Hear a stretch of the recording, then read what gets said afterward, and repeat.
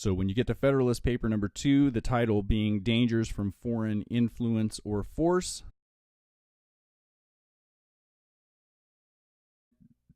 that hooks us from 1 to 2.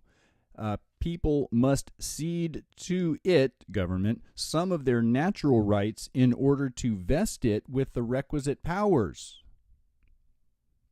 So there is a very clear sort of axiomatic definitional statement of what's going on here at the ground level of the American experiment, is that people have natural rights. They need to cede to some form of government some of those natural rights so that that government can have the powers it needs to carry out those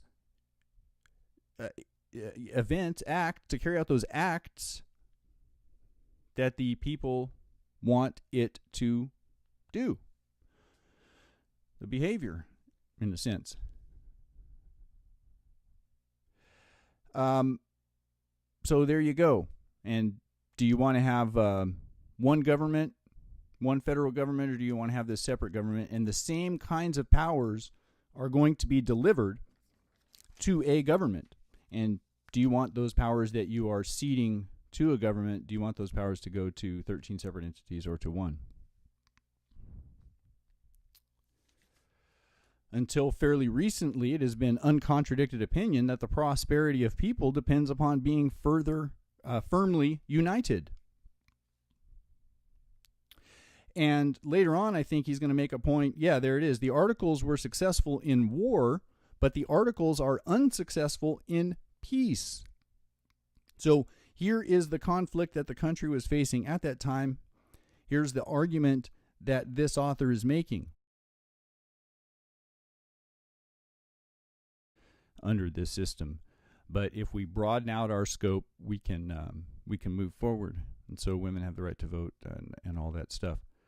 And all the work that's left to do. But nevertheless, the author of 2 talks to us briefly about the history of America, which obtains. America had what no other collection of human beings had by having the same ancestors, the same language, the same religion, the same principles of government, and what's perhaps most important of all, similar manners and customs. So there was a certain uniting that could occur here in America that couldn't occur elsewhere. That's the author's argument, and I believe that the author is correct.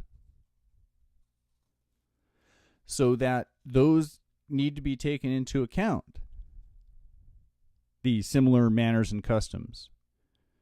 I have in my notes, one big point for me was that people must cede to a government some of their natural rights in order to vest that government with requisite powers. So we have a sort of scaled relationship between powers and rights.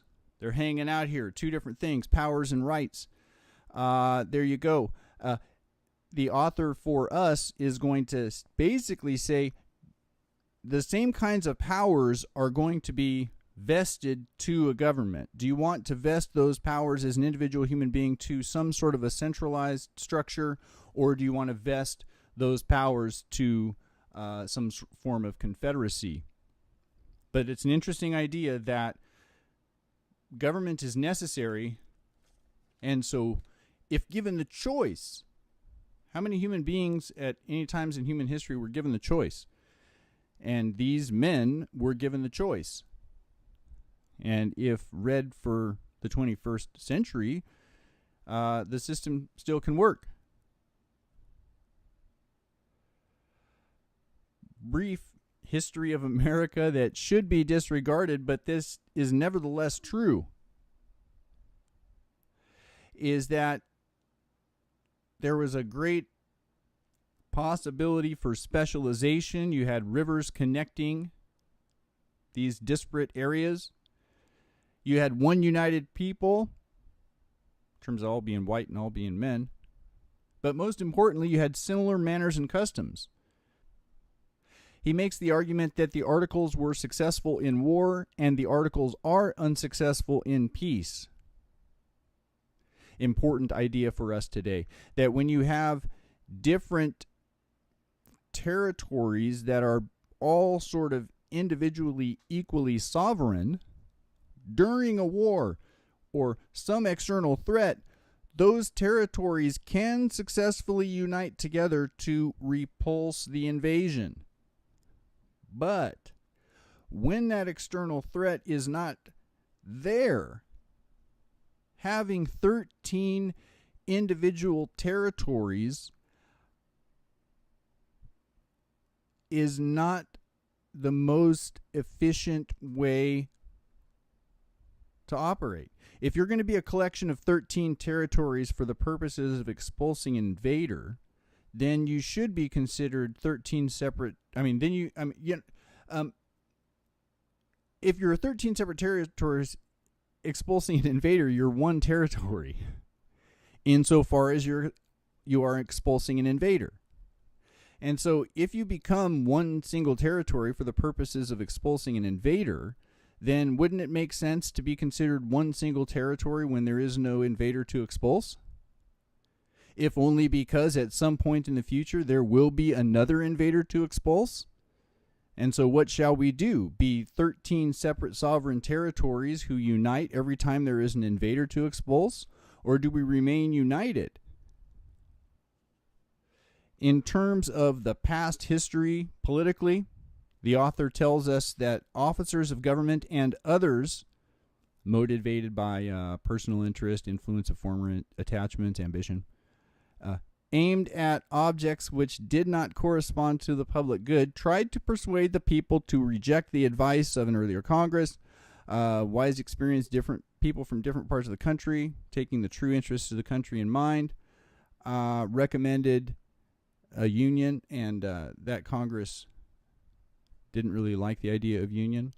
And then our author here points out that every Congress thereafter thought that the prosperity of America depended on its union. There's a lot that is being left out necessarily, but that's because this is just a political philosophy kind of a deal. The way things should be, pulling out from the Federalist Papers what we should pull out and leaving what we should leave. Ignoring the facts about trade between the South and the North and all of that. There are a good many historical facts that go into sort of the soup, but we can pull out that which we need to make a new soup. And it's not really about pulling out what we need to make a new soup. It's more about pulling out what we don't need and keeping the soup that's there, I think. I don't really like onions in soup, man. They kill it. Pull the onions out. If you put the onions in, though, and you take the onions out, then you're dead meat, man, because them onions pull the flavor out. So when you pull the onions out after you already put them in, you already lost it. You got to keep the onions out. The American system failed to keep the onions out. You can debate about whether or not that happened during the last election or if it happened 40 years ago or whatever you want to say, but there you go. That's Federalist Paper number 2, I think. Yeah, doesn't matter. Something like that. Federalist Paper number 3.